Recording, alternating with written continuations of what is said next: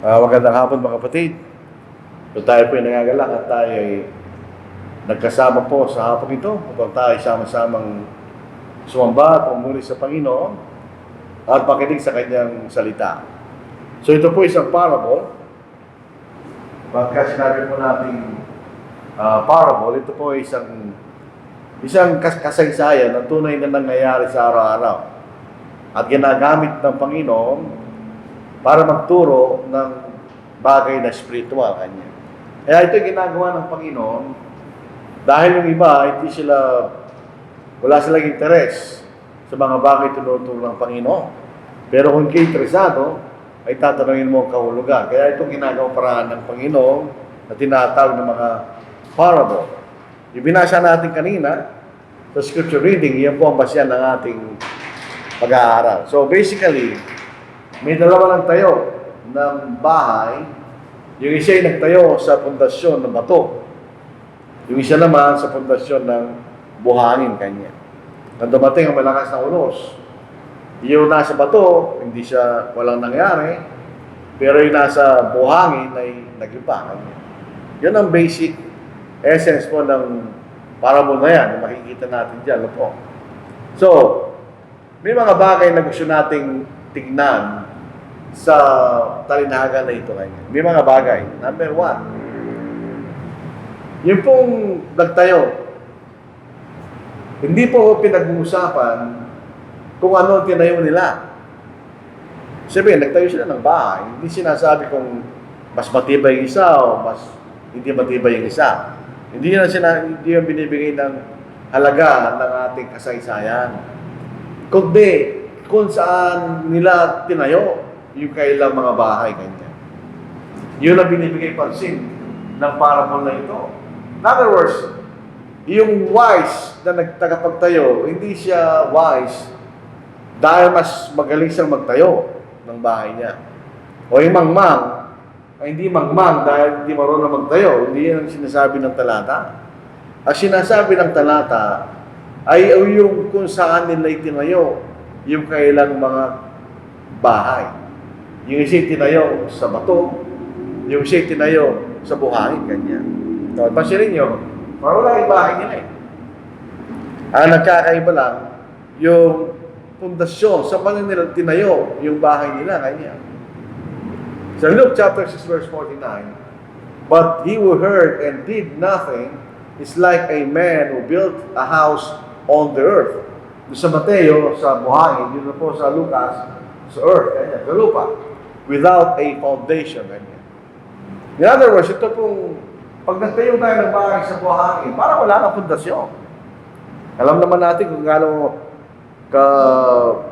gumagalaw ang buhangin. Naalala po nyo, wala kung sapat ng edad nyo, nung nagkaroon po ng malakas na earthquake noong 1989 o 1990 yata sa Luzon. Nagsimula sa Cabalatuan, tinamaan din ng Baguio at tinamaan ng Dagupan. Yung Dagupan City, kung nakarating na tayo doon, ito'y nakatayo sa tabi ng dagat. So ang kanyang pundasyon ay buhangin. So nung naibiyog ang lupa, yung lupa bumaba. At yung lahat ng mga bahay, structure, mga building sa Dagupan na wala ng first floor.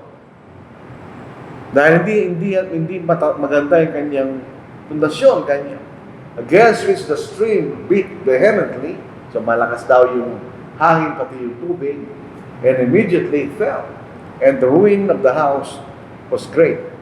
Noong 1991, buto ang mga pinatubo, yung lahat ng mga bahay sa gilid ng Maabakan River, bumagsak lahat yun. Malalaking bahay, bumagsak. Dahil kinain ng kailang pundasyon ng tubig. So pagka ganun nangyari, babagsak talaga yan. Kasi yung siya'y nakalagay sa isang mahinang pundasyon na gawa ng buhangin kanya. Pero ito, tinamaan din ng bagyo, walang nangyari sa kanya. Nanatili lang siyang ganon. Walang nangyari kahit konti doon sa kanyang tinayo, mga kapatid. Pangalawa, siya po ay nahatulan na wise, hindi dahil mas marunong siya, kaysa doon sa mangmang. Again, babalik tayo Siya'y marunong dahil nagtayo siya ng bahay sa tamang pundasyon, matibay na pundasyon, at yung isa ay sa isang mabuhay na pundasyon kanya. Kaya sila inatulan ng marunong, at yung isa naman ay sinasabing magma. At yung tagapagtayo, yung kanyang quality of character, ito po ay siya tinatawag na marunong, at yung siya tinatawag na mangmang sa dahilan ng parang yung isa na marunong magtayo, siya po ay nakikinig at sumusunod. Pag tayo po ay nakikinig at sumusunod, tayo po isang marunong na tagapagtayo kanya. Pero pag tayo nakikinig at sumusunod, tayo nagiging mangmang na tagapagtayo. Yun makikita natin. So kung tayo po ay nakikinig at sumusunod sa salita ng Panginoon, sa gayon tayo marunong na tagapagtayo. O the other hand, yung opposite, otherwise, tayo po ay magiging mangmang na tagapagtayo. Kaya nakikinig, pwede ka sumusunod. Alam niyo, pag tayo po ay bata, nagagalit ang ating mga magulang sa atin. Ba't di ka nakikinig kaya sa sinasabi ko? Pag sinasabi ng magulang natin yon, hindi naman siya, hindi ka nakikinig. Narinig mo siya sinasabi niya eh. Kaya lang, pag sinasabi, hindi ka nakikinig kaya, hindi mo ginagawa. Hindi ka nakinig sa akin kanya. Bagay dalaga, nag-asawa ka ng may asawa, sasabihin ng magulang mo sa iyo, hindi ka nakinig sa amin kanya. Hindi mo ba narinig sinabi nila? Narinig mo, pwede ka sumunod. Kung sinasabi, kayo magiging mangmang na tagapagtayo, kung nakikinig ka, dahil ka naman sumusunod. Kanya. Yung bagyo na tumama, nakasaysayan ha, yung bagyo tumama sa dalawang bahay, pareho lang. Hindi naman natin pwede sabihin, kaya tumayo ito nasa bato kasi mahina lang yung bagyo tumama dyan. Kaya mamagsak naman yung isa kanya dahil malakas yung bagyo tumama doon, pareho lang yung bagyo. For instance, pareho signal number 3, tumama sa kanila. Pero bakit yung isa tumayo, yung isa hindi? Ganyan sa pundasyon. Dahil ito'y matatag, kahit tamaan pa ng napakalakas na hangin, kahit tamaan pa ng tubig na malakas, hindi na ano, pero yung isa bumagsak. Kasi nakatayo sa isang mabuhay na pundasyon. So parang wala yung lakas ng bagyo. Para sa mga bahay natin, pagka ang bagyo ito tumama doon sa Visayas, maraming nasisirang bahay. Dahil pag pumunta tayo sa Bisaya, at titignan natin yung mga bahay, mas gawa sila sa light materials. Kaya sisira sila. Eh sa atin, mas matibay yung bahay natin. Pero dito sa pagpakataon na ito, parang wala yung lakas. Kaya lang, pagkakaiba yung saan sila nakatayo. Kaya yung isa bumagsak at yung isa ay hindi, makikita natin. So yung bagyo sa buhay po natin, meron mga bagyo at pagsubok na dumating sa buhay, saan mo na yun, isama yun. Kahapon sa cashier meeting, may nagtanong kanya, ako'y cancer survivor kanya. Hindi ba natin maituturing na biyaya yun kanya? Pero pagbalik na rin mo yun, paano kung di ka gumaling? Wala ka pang biyaya sa Diyos. Yun yung bahagi ng mga unos at pagsubok sa buhay. Ngayon, paano tayo mag-react doon sa mga bagay na yun? Ayan ang basihan ng paghatol sa atin ng Diyos. Kasi kung tayo po'y nakatindig sa Kanyang salita, at tayo naniniwala sa mga pangako ng Diyos, na kung tayo po'y magiging tapat, ay tayo ligtas at dadalhin sa langit, maliligtas ka. Maliligtas ka sa Brother Macho.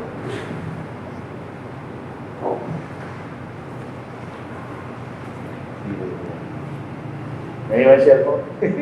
Grad. So ikaw ay maliligtas kanya. Dahil ikaw ay sumusunod sa Diyos. So dito po sa Revelation, chapter 20, verse 14. Blessed are those who do His commandments. Tingnan niyo. By necessary prayers, para magagawin ng mga utos ng Diyos kung di ka nakinig. Pag hindi ka nakinig, hindi mo alam ang utos niya, di ba? that they may have the right to the tree of life, and may enter through the gates into the city. Ganyan. Ito, tree of life, ito yung tumutukoy doon sa halaman ng buhay, doon sa Genesis. Pero hindi na yan ang tree of life. Yun ay larawan lang na magkakaroon tayo ng buhay na wala hanggan, ganyan sa langit. Kung gagawin natin yung mga utos ng Panginoon, ang ating mga kaluluwa ay nakatayo sa isang matibay na pundasyon ng bato kanya. So tayo bahay nakatayo sa bato. Mabalik rin natin ulit. Sa Romans chapter 2 verse 8, but to those who are self-seeking, pag tayo Kristiyano, meron pa rin tayong sarili. Meron pa rin tayong mga pangangailangan, meron pa rin tayong mga bagay na gustong gawin. Pero on the other hand, tayo po yung nagsasakripisyo para sundin natin ang kalooban ng Diyos. Sundin lang tayo pang sarili, ganyan. Pero pa sarili lang tayo, anong gagawin mo? And do not obey the truth, ganyan. But obey in righteousness, indignation, and wrath. Hindi tayo sumusunod. Ang ating pinapansin, ang ating sariling interes, pangangailangan, kasiyahan. Hindi ang kalooban ng Diyos. So, alam ngantay natin. Yan, indignation and wrath. Yung galit at puot ng Diyos. Ang ating mga kaluluwa at ang ating mga buhay ay nakatayo sa mabuhay na pundasyon ng buhangin na nagpapakilala ng disobedience. Kung di tayo naliligtas. So, ito mga bagay na dapat natin tingnan dito sa talinaga nito, mga kapatid. Paano yung matalinong tagapagtayo? Yung matalinong tagapagtayo ay isang tagapagtayo na masunurin. Pag tayo nagtatayo ng bahay, o nagpapatayo tayo ng bahay, hindi naman ikaw ang gagawa. Hindi rin yung engineer ang gagawa. Ang gagawa yung foreman at saka yung mga construction workers. Sila gagawa. Pero paano nila mapapalitaw yung bahay na pinagagawa nung nagpapagawa? May plano yun. Nagawa ng isang engineer o isang architect. Pag sinunod nila yun, yung nakalagay doon sa plano, lalito yung bahay. Nilito yung bahay. Kung ano gusto yung nakalagay doon sa plano, yun ang maitatayo. Pag pinalitan nila yan, hindi sila masunurin na tagapagtayo, kanya. Tayo po, hindi naman pinag-uusapan rito na tayo gagawa ng bahay. Hindi naman. Pero pinag-uusapan natin spiritual. Ang isang tao ay magiging marunong at marunong na tagapagtayo kanya. Sa paanong paraan? Din sa Matthew chapter 7 verse 24. Kaya ang bawat nakikinig sa mga salita kong ito at ginaganap ang mga ito ay matutulad sa isang matalinong tao kanya. Paano ka masasabi matalino ka? O marunong ka? Kung alam mo na ikay mapaparusahan sa impyerno, tapos gagawin mo pa rin yung mga bagay na ayaw ng Diyos. Hindi ka marunong, no? Halimbawa, kung tayo po estudyante, halimbawa, hindi ka marunong, kung alam mo na magkakaroon kayo ng exam, hindi ka nag-aaral. Hindi ka marunong, hindi mo. So dito, kaya't ang bawat nakikinig sa mga salita mo ito, at ginaganap ang mga ito ay matutulad sa isang matalinong tao na nagtayo ng kanyang bahay sa ibabaw ng bato kanya. Sapagkat yung alam po natin kung ano yung bato na yun, yun ang salita ng Diyos. Ikay isang matalinong tao kanya. Pipili ka nga naman ng pagtatayo mo ng bahay, ba't pipili ka ng buhangin? Pipili ka sa bato o isang matigas na lupa. Para yung itatayo mo, hindi basta-basta magigiba. Ano yung mga kapatid? Doble. Ngayon, ang isang marunong nakapagtayo ay isang tao na ginagawa niya ang tatlong bagay kanya. So, 6:47, ipakikita ko sa inyo kung ano katulad ng bawat tumalapit sa akin at nakikinig sa aking mga salita at ginagawa ang mga ito. Kanino ka lalapit? Gusto mo maging marunong na tagapagtayo? Sa kanino ka lalapit? Lalapit ka sa Panginoon. Sabi niya, ipakikita ko sa inyo kung ano katulad ng bawat lumalapit sa akin at nakikinig sa aking mga salita at ginagawa ang mga ito kanya. So tayo lumalapit sa Panginoon. Hindi tayo lumalapit sa mga tao. Tayo lumalapit sa Panginoon at hindi sa mga tao. Hindi kay Muhammad, o hindi kay Joseph Smith, o sino mang tao. Dahil ito hindi nagtuturo ng totohanan yan. Ang tinuturo, ng mga tao, kanya. So kailangan tayong lumapit sa Panginoon at tignan at pakinggan ang kanyang mga salita. Pangalawa, ang isang matalimahing, masunuring tagapagtayo, pinapakinggan niya ang salita ng Panginoon at hindi salita ng mga tao. Sa kasalukuyang panahon, karamihan sa sinasabi Kristiyano sila, ang pinapakinggan nila ay salita ng tao, hindi salita ng Panginoon. Yung mga tinatawag denominasyon, yun ang ginagawa nila. Sa pangalan pa lang, hindi na sila sumusunod. Dito sa John chapter 5 verse 24 at 25, katotohanan sinasabi ko sa inyo, ang nakikinig na aking salita at sumasampalataya sa Kanya na nagsugo sa akin, ay may buhay na wala hanggan. At hindi darating sa kahatulan, kundi lumipat na sa buhay mula sa kamatayan. Katotohanan sinasabi ko sa inyo, dumarating ang oras at ngayon na nga, na maririnig ng patay ang tinig ng anak ng Diyos at ang mga karinig ay mabubuhay kanya. Sasabi rito, ang nakikinig kanya sa aking salita at sumasampalataya kanya. Yun ang makikita natin. Dito po sa 12:48, sabi natin. Ang nagtatakwil sa akin at hindi tumatanggap sa aking mga salita ay merong isang umahatol sa kanya. Ang salitang aking sinabi ang siyang hahatol sa kanya sa huling araw. So dito po, pag hindi tayo nakikinig sa mga salita ng Panginoon at di natin ginagawa ang kanyang salita, yun din naman ang gagamitin ng Panginoon para hatulog tayo sa huling araw. Katulad ng isang judge sa isang korte at mayroong kaso kanya. Ano ang gagamitin niyang bagay para hatulan yung inahabla? Yung batas. Kung lumabag siya sa batas at napatunayan yung lumabag sa batas, para saan siya? So pag tayo po ay hindi sumusunod sa ating Panginoon, ang gagamitin niya yung salita ng Diyos, ng Panginoon. Hatulan kanya daw. Sumunod ka ba o hindi kanya? Yan ang makikita natin. So pinapakinggan natin ang salita ng Panginoon, hindi salita ng tao. Yung pag tao, wala kang pag-asa dyan. Pagka tayo siya'y sumusunod sa salita ng Diyos, at merong biyaya yun pag ginagawa po natin yan. Yung tunay na sumasampalataya at yung marunong na tagapagtayo, parang yun ang ginagawa nila. Sila'y sumusunod sa salita ng Diyos. Sa John chapter 3 verse 16, sapagkat kayo na lamang ang pag-ibig ng Diyos sa kalibutan na ibinigay niya ang kanyang tanging anak, upang sino man sa kanyang sumampalataya ay huwag mapahamak, kundi magkaroon ng buhay na wala hanggan. Sabi dito, sumampalataya. Dahil ibig ba sabihin, maniniwala ka lang, wala ka nang gagawin. Pag lumantad tayo sa verse 36, ang sumasampalataya sa anak ng tao ay may buhay na wala hanggan. Pero bakit sa pagsunod kanya, ngunit ang hindi sumusunod sa anak, ay hindi na makakita ng buhay, kundi ang puntang Diyos ay nananatili sa Kanya. So, hindi sumasampalataya, yung hindi sumusunod. So, yung sumasampalataya, yun ang sumusunod kanya.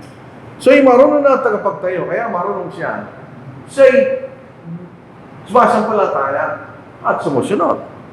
Yung banal na tunay na sumasampalataya, ganoon din. Siya naniniwala at siya sumusunod kanya. So yun makikita natin na ginagawa ng isang masunuring tagapagtayo, yung mga bagay na yun. Si John, si Apostle John. Yan na yan, yung pinakita niya kanya. Pinakita niya na yung mga magma ng tagapagtayo ay yung mga nakikinig, ngunit din sumusunod. Yan na si John, ang ating Panginoon, dalawa lang nagsasalita yan, di ba? Sa ganito yung nalalaman natin na siya'y kilala natin kung tinutupad natin ang kanyang mga utos. Ang nagsasabing kilala ko siya, ngunit hindi tinutupad ang kanyang mga utos ay sinungaling at ang katotohanan ay wala sa Kanya. Ngunit sino ang tumutupad ng Kanyang salita, tunay na naging ganap sa taong ito ang pag-ibig ng Diyos. Sa pamagitan nito, nalalaman natin tayo'y nasa Kanya. So, kung kilala natin ng Diyos, paano mo siya nakilala? Minsan, yung mga tao, meron kang ginawa, at ayaw ng taong ginawa. Sabi, hindi mo ako kilala Kanya. Ano yung ibig sabihin? Hindi mo ako kilala. Alam mo namang ayaw kong, hindi mo alam na ayaw ko yung Kanya. Hindi mo ako kilala Kanya. Pag kilala natin ng Diyos, dahil alam natin na tinutupad natin ng Kanya mga utos. Pag sinabi, kilala ko ang Diyos, ano? Pero hindi naman ginagawa ito, siya nagiging sinungaling sa Kanya. So, ngunit sino mang tumutupad ng Kanyang salita, tunay na naging ganap sa tao ito ang pag-ibig ng Diyos. Sa pamagitan natin, nalalaman natin tayo nasa Kanya. No po sa 1 John, chapter 5, ito ang pag-ibig sa Diyos, o pagmamahal sa Diyos. Ang pagmamahal sa Diyos, ginagawa natin at tinutupad natin ang Kanyang mga utos Kanya. At ang Kanyang mga utos ay hindi naman mabibigat. In other words, magagawa natin. Dito po sa verse 3 and verse 4. Sapagkat ito ang pag-ibig sa Diyos na ating tuparin ang Kanyang mga utos at ang Kanyang mga utos ay hindi pabigat. Sapagkat ang sino bang ipinapanganak sa Diyos ay dumadaig sa sanglibutan ito at ito tagumpay na dumadaig sa sanglibutan ng ating pananampalataya. So rito, pag-ibig ng Diyos ay ang pagtupad sa Kanyang mga utos Kanya.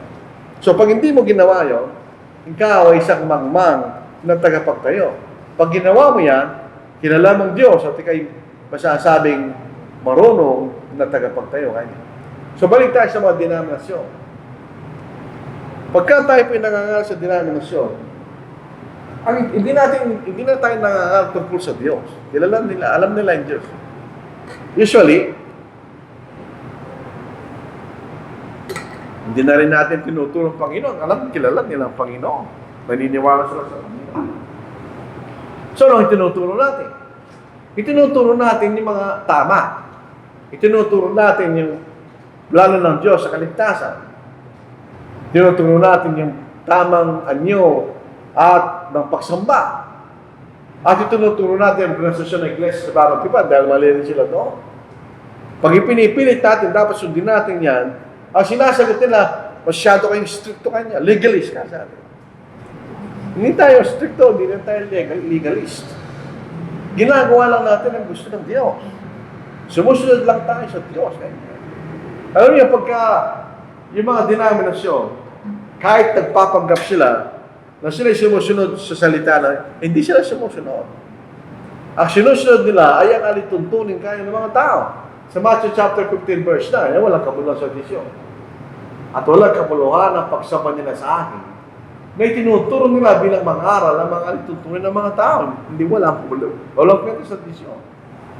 Kailangan sundin natin ang Kanyang kalooban. So yung mga denominasyon, sila ay nakatayo sa buhangin.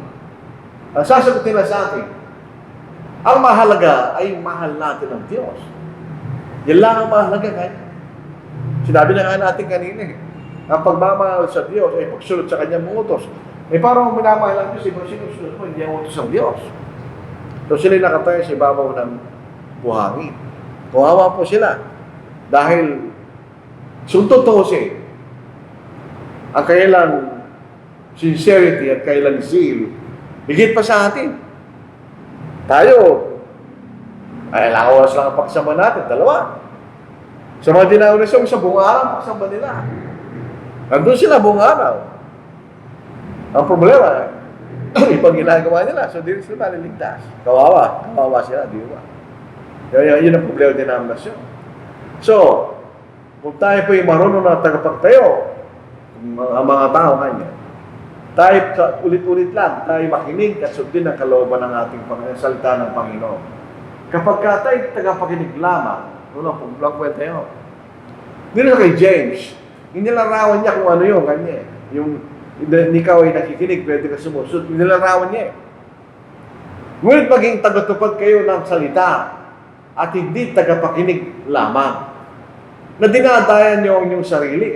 In other words, kung tayo nakikinig lamang, hindi natin ginagawa, walang kwenta yun. Parang nagpunta ka sa doktor, binigyan ka ng gamot, di mo ininom. Dinadaya mo sarili mo na kay gagaling. Hindi ka uminom ng gamot. Parang gano'n.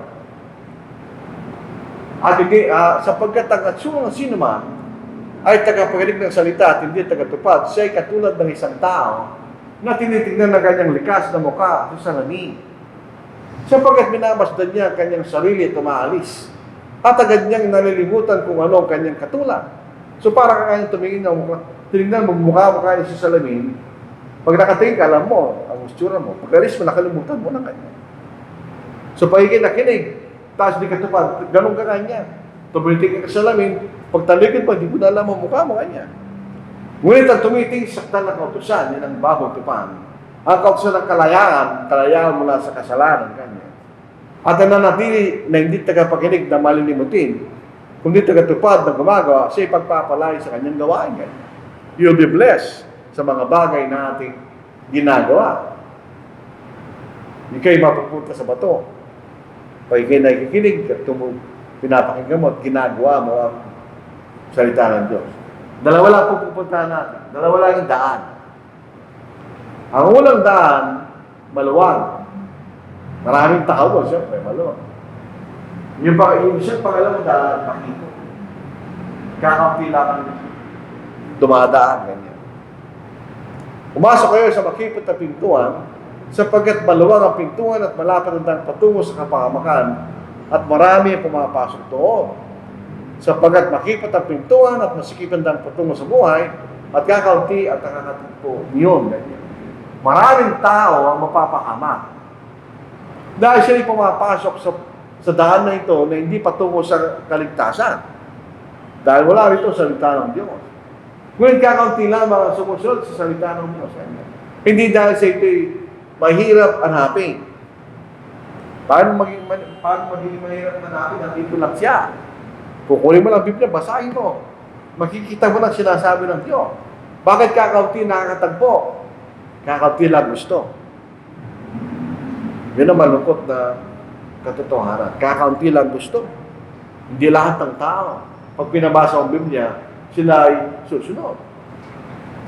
Pagdating po ng Judgment Day, ito ang sinabi niyo, ano po? Not everyone who says to me, Lord, Lord, shall enter the kingdom of heaven, but he who does the will of my Father in heaven. Many will say to me in that day, Lord, Lord, have we not prophesied in your name? Sila sa kanilang kaisipan, ginagawa nila yon dahil ito inutos ng Panginoon. Cast out demons in your name, and done many wonders in your name. Right? So ito yung mga tao na marunong si Satanas eh. Dadayain kanya to the point na akala mo ginagawa mo tama. So ikay komportable na doon dahil akala mo tama. Pagdating ng Panginoon, hindi pala tama. Ang sasabihin ng Panginoon, I never knew you. Di ko kayo malalaman niya. Depart from me, you will practice lawlessness. Pag sinabi natin lawlessness, hindi ka sumusunod sa batas. Ang mga ligtas sa sumusunod, tingin niyo, not everyone who says to me, Lord, Lord, shall enter the kingdom of heaven, but he who does the will of my Father in heaven. Pag ginagawa mo ang utos, you are being lawful, di ba? Pag hindi mo ginagawa yung utos, you are lawless. Wala kang batas, kaya hindi ka sumusunod sa batas. Yun ang malungkot sa Judgment Day. Akala nila maliligtas. Hindi pala sila kilala ng Panginoon. So saan tayo nagtatayo? Tayo nagtatayo sa isang subok na batungan niya. Dito po sa verse 16, mga Isaiah.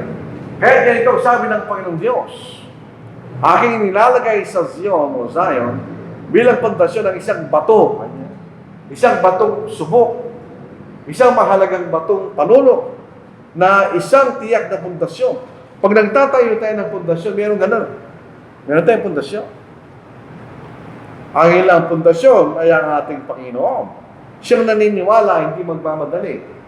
Hindi ko gano'n gusto yung salin na yan. Yung mga salin sinasabi, siyang naniniwala, hindi mapapahiya kanya. Sapagkat ito'y subok na bato. Ito'y tiyak na pundasyon kanya. Ika'y maliligtas. Kaya ika'y maniniwala sa Panginoon. Kaya hindi ba? Sa Isaiah chapter 28 verse 16. Sa Gawa chapter 4 verse 11, itong si Jesus, ang bato na itinakwil ninyong mga tagapagtayo, ang siya naging batong panulukan. So siya yung bato na pundasyon. At kung tayo nagtatayo, ang mga mangaral ay nagtatayo. Siyempre, yung kongregasyon ito, may nagtayong tao. Pero ang mahalaga, ano yung tinayo niya? Saan niya tinayo kanya? So first, sa unang Korinto, 3 kabanata, 11 talata, sapagkat sino man na hindi makapaglalagay ng ibang saligan, maliban sa nakalagay ng si Kristo Jesus. So hindi tayo pwede magtatag ng isang kapulungan na hindi si Kristo ang pundasyon at hindi ang salita niya ang ating itinuturo kanya. So yan, tiyak na pundasyon. Ang ating Panginoon at ang kanyang mga salita, yan ang tiyak na pundasyon.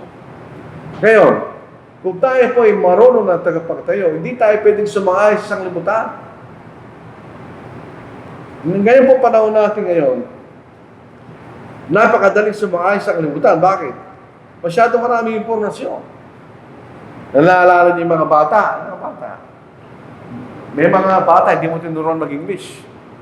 Pero natututo sila mag-English. Bakit? Internet. Nanonood sila ng mga palabas na English. Mamaya nagsasalita na sila English mag-isa. Kaya napakadali sa panahon natin ngayon. Marami tayong nakikita. Nung panahon namin, na kami lumalaki, walang TV. Radyo lang. Sino pinakinggan mo?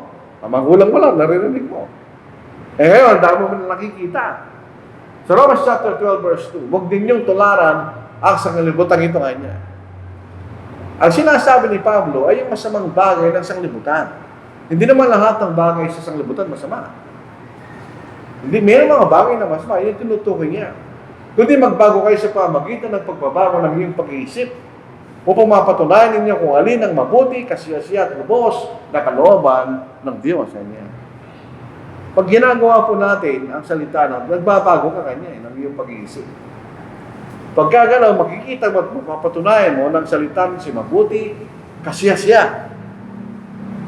Ito yung magpapakinabangan mo kanya. Yun ang sinasabi ni Apostle Paul. Pag ito po yung mga bagay na ginagawa ng sanglibutan, yan. Yung mga babae, mga nagsasayaw, na magano, mga naghihiwalay na walang dahilan, inuman, etc. Kung natin tilaran niya. Minsan nagiging tumutulad eh. Huwag natin tilaran niya. Magkakasama tayo sa ito naman po, komisyon ng ating kaisipan. Ako ay marunong na tagapagtayo kasi na-focus ko na ako eh. Sinunod ko na ang Panginoon. Ako ay sumampalataya, nakinig, sumampalataya, nagsisi, nagpahayag ng aking pananampalataya, kanabautismuhan. So ako ay wise builder, hindi rin. Doon ka pala nagsisimula magtayo. Bakit? Anong sinasabi ng Panginoon? Tingnan natin. Sa Titus chapter 2 verse 11, hanggang po sa verse 14. Sapagkat nagpakita ang biyaya ng Diyos na nagdadala ng kaligtasan sa lahat ng tao.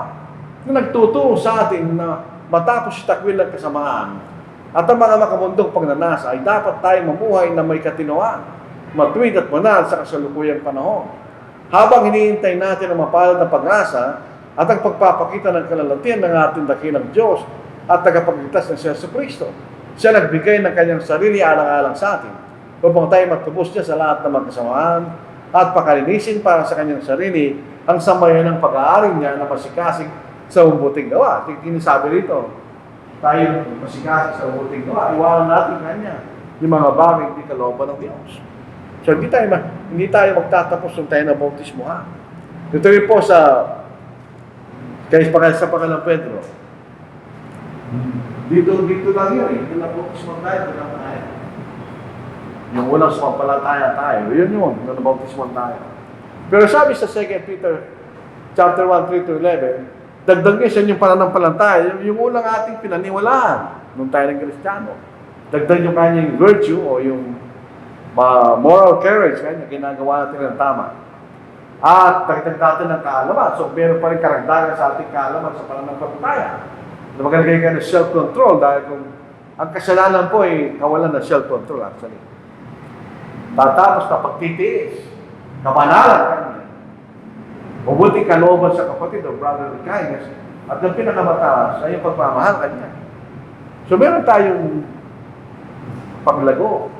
Yun ang pagtatayo kanya. Sabi ng Pastor Peter, di tayo natatapos kung tayo ay nabautismohan. Sa Panginoon Pedro, chapter 3, verse 18, subalit lumago kayo sa biyaya at sa pagkakilala sa ating Panginoon. Lumago kayo sa biyaya. Ano ba yung biyaya? Kaligtasan. So tayo nalago doon, kanya. Sabihin, lumalapit sa kaligtasan kanya. Yung buhay na walang God. At sa pagkakilala sa ating Panginoon.